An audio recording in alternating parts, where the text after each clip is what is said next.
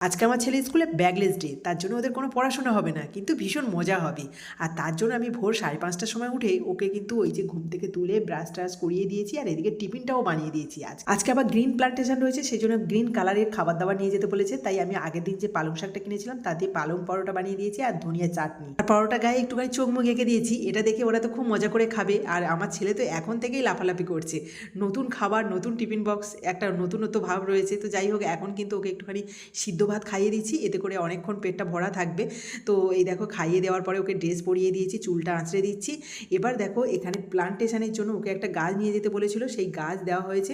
ওর দিদি দাদাকে দেখিয়ে দিল। এবার আমি কাগজটা মুড়ে দিয়ে প্লাস্টিকের মধ্যে ভরে নেবো। আর হ্যাঁ, ওর বন্ধু স্বর্ণদ্বীপের জন্যও আমি টিফিন বানিয়ে দিয়েছিলাম। আর কলাজের জন্য বলেছিল 3টে মার্বেল পেপার কালারিংয়ের আর কি, সেগুলোকে কেটে কেটে টুকরো টুকরো করে আলাদা আলাদা কন্টেনারে দিতে, সেগুলোও নিয়ে নিয়েছি। আর স্বর্ণদ্বীপের জন্য ছোটো ছোটো ঠোঙা করে নিয়েছিলাম। আর দেখো, গাছটাকে আমি প্লাস্টিকের মধ্যে নিয়ে নিয়েছি। এখন তাড়াতাড়ি করে ছেলেকে নিয়ে বাইকে করে চলে যাচ্ছি।